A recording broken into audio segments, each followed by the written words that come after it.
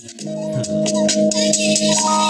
man, for those of y'all that are already initiated, you should already know what time it is. And for those of y'all that aren't, you finna find out real fast. So just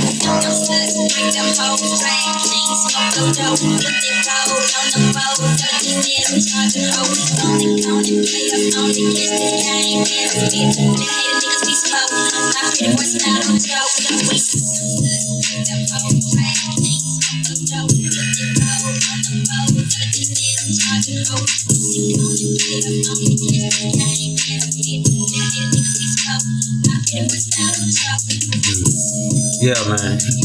You tuned in with the smooth sounds of your man, Rodrigo the Don. And we gonna get to that other shit in a minute. Yeah. And it's gonna bring heat. But first, we gotta get on the right vibration.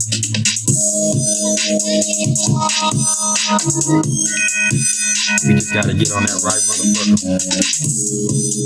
Tell me when you hit it. Nah, what's understood ain't gotta be explained.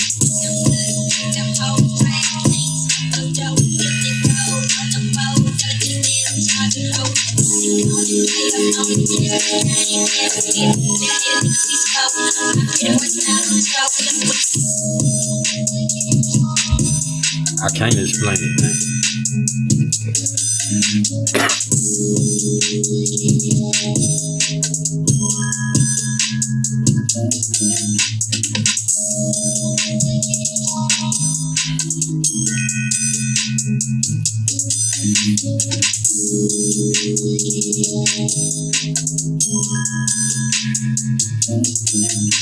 If you ain't fucking with this, you already know what to do, man.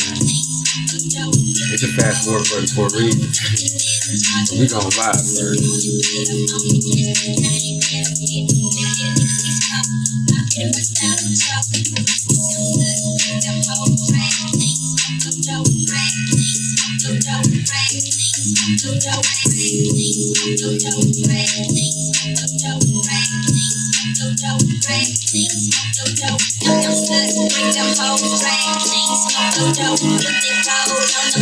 Y'all can't tell me I ain't cold on making the beat, man. Y'all a dope producer, man. I can rap too, but as a producer, and y'all the only motherfuckers I really let hear my shit. Every now and then I put one out there, you know, but really, these for me.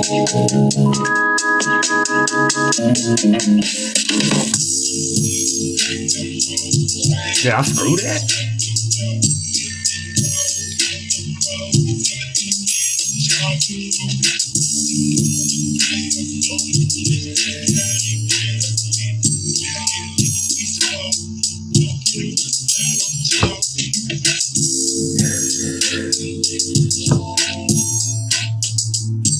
Just get ready to open up your ear and let me crawl into your mind. One time. Yeah. Cause y'all already know y'all fucking with the right one, man.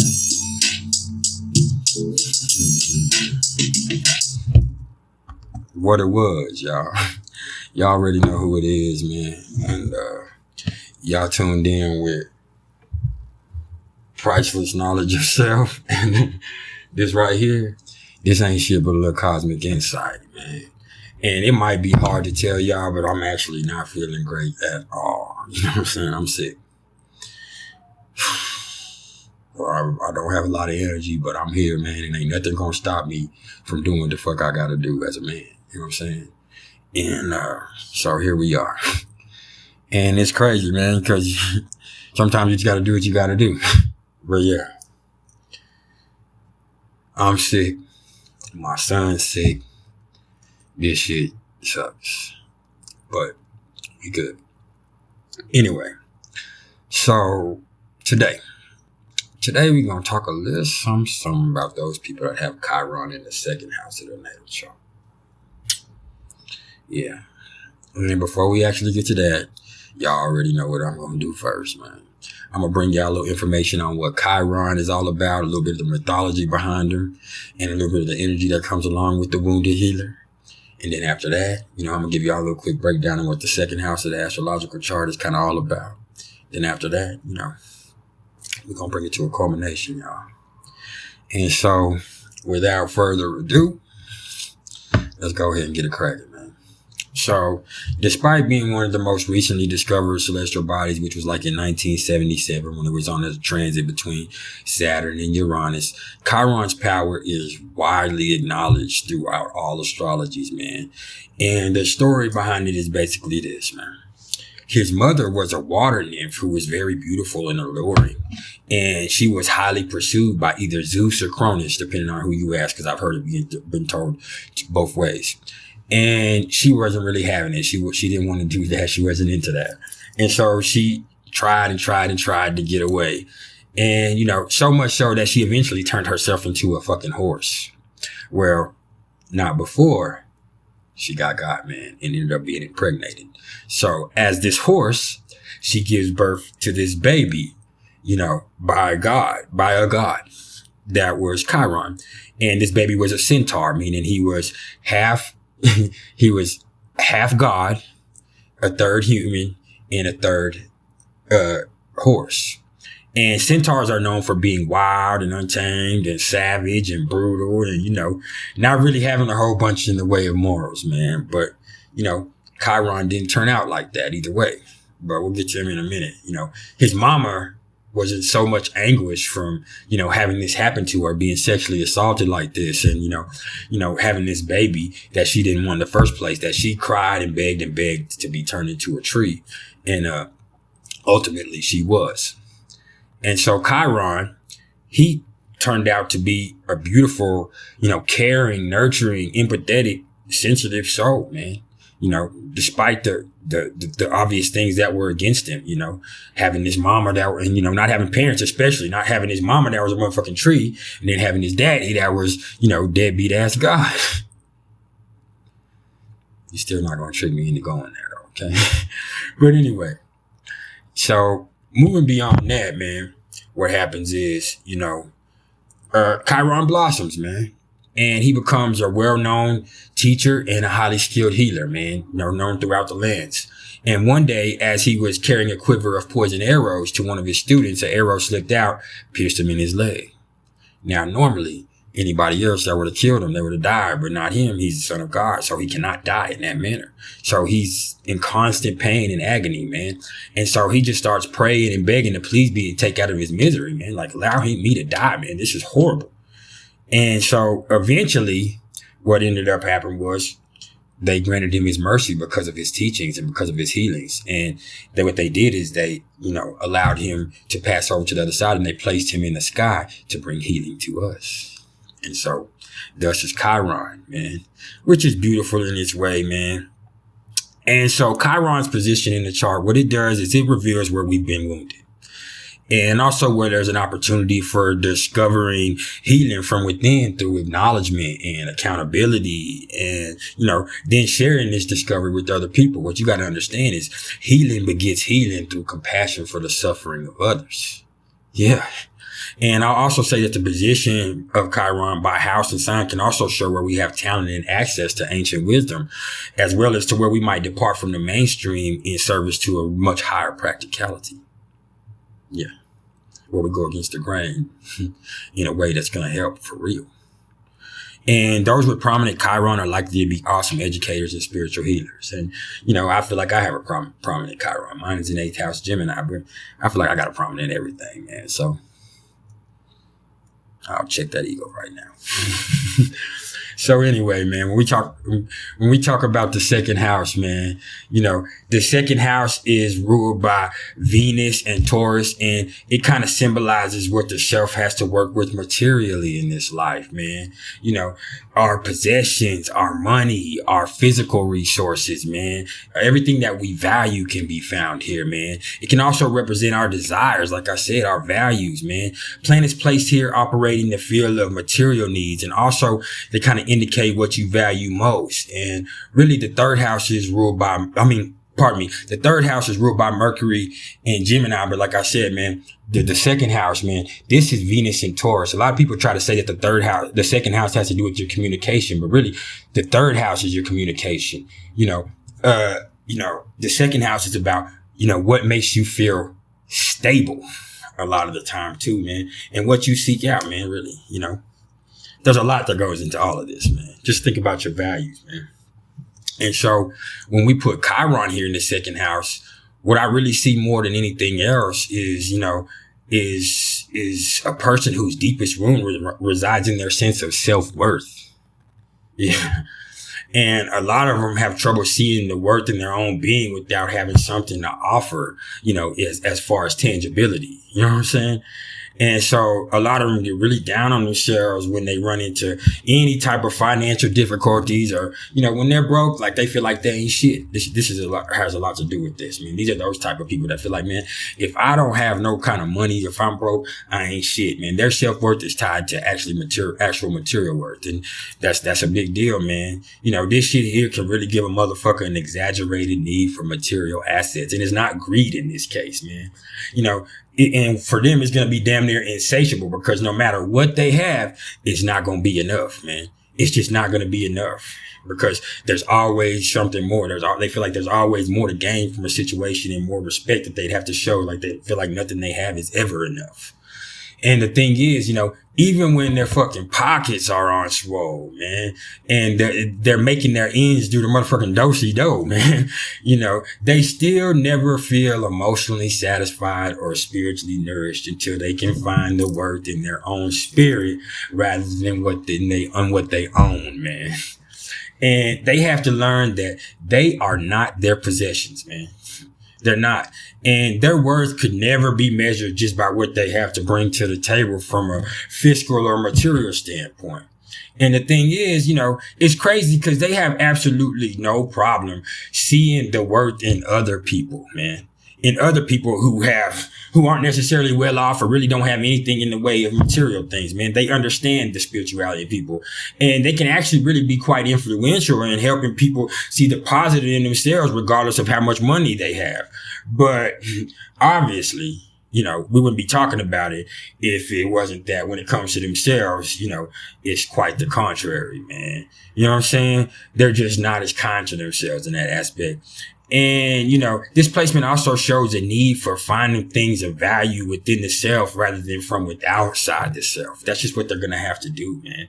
And they can do so, while also, remaining, on point with their finances. That's when what I'm saying is when they can do that while also remaining on point with their finances, when they learn not to resent their money, or, when they can learn that money ain't everything, but at the same time, it's necessary to a certain extent. Like, that's what healing is, man. But it's not just money, man, because these people here, they have a lot of time being possessive with people and just things like that. They see, their worth in what they have. Whether that be a beautiful spouse, whether that be, things in their house, whether that be their actual house, whether that be how much money they have. And it's not about that. It's not about that. A big part of it too just stems from the fact that, second house Chiron people, they're going to know firsthand what it's like to go without. They are. And, they're also going to know what it's like to live without any sense of financial or even emotional security, for that matter. And now, they're going to really have to learn how to process the things that they learn. And because they've really also learned that they know how excruciating it fucking is to live without knowing where the fuck their next meal will come from. And that has a lot to, or if one of their parents is ever going to come home at all, man. Or if there's ever going to be a fucking home to come to for anybody in the motherfucking equation in the first place. Like, this is the type of things that they have to worry about, man.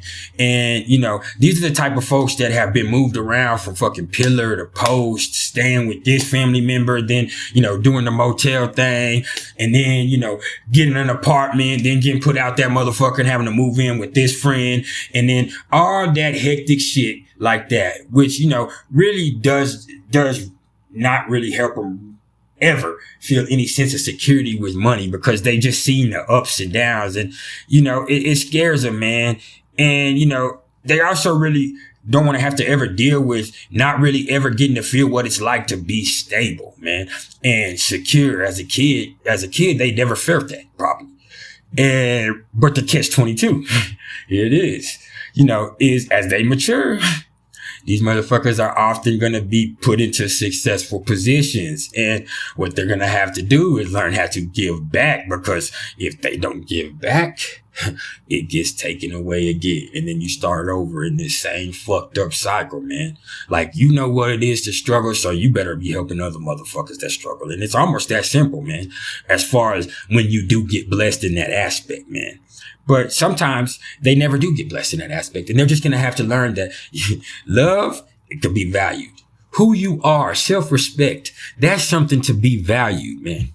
You get what I'm saying? Because the thing is with Chiron in the second house, it's going to let them see both ends of the spectrum. They're going to be broke and they're going to see a lot of money, because guess what, man? They're going to realize that they felt the same in both situations. Until they felt secure in here, they're not going to feel secure with anything out there, man. And that's just really has to do with it, man. And, you know, another thing of this that I've seen is, you know, that they do actually have a lot in the way of materialized possessions, but these are the type of people that might also kind of feel extremely guilty about it and even resent that they're so good and they see other people living so fucked up, man. So, you know, they dream of just kind of like giving up their possessions and running away to the countryside and shit. Like, that's what Chiron in the second house can make somebody feel like too. Or, you know, they could also be the type that resents other people because they feel like they only fuck with them because of what they have, man, or because of the things they possess, man.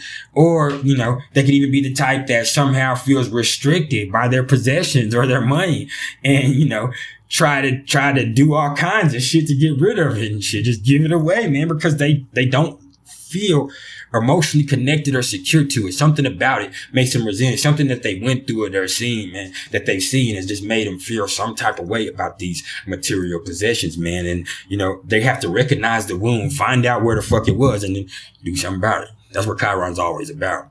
And whatever it was that caused that wound, man, you know, it's there now.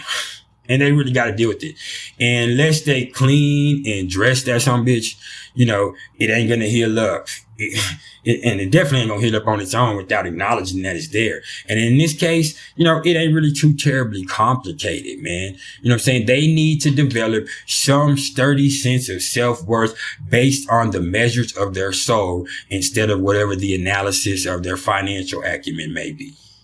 You know, and that's really what it is, man. Displacement of the wounded healer is all about identifying and addressing the motherfucking feelings of both inferiority and superiority that can come from having or lacking material possessions, man. And they have to realize that money ain't everything. You know what I'm saying? Your value is your value, regardless of how heavy your motherfucking pocketbook is. Period. Or what your house looks like, or anything like that, man. Like, value yourself, okay? And either way, just because you built like that, don't mean you have to build like that, man. You don't have to feed into the negativity. You don't have to get drawn into any of the bullshit, because we have all this energy available to us, man. What you do with it is what you do with it, okay? Just because you built like that, don't mean you have to build like that, man, okay? I appreciate all the love and support, y'all. I try to keep it together for y'all, man, but like I said, I don't feel real great. If y'all are interested in astrological readings whatsoever, you can either hit me up in the comments below or email me at mr.turner1300@gmail.com, man. Please hit that like, share, and subscribe button, man. And if y'all are waiting on any readings, man, I'm going to try to get them to you as fast as possible. When I told you I'm a man of my word, so you know, if it kills me, if I somehow can't do it, I'll hit you up. But other than that, man, like, we'll be talking, okay? I love y'all.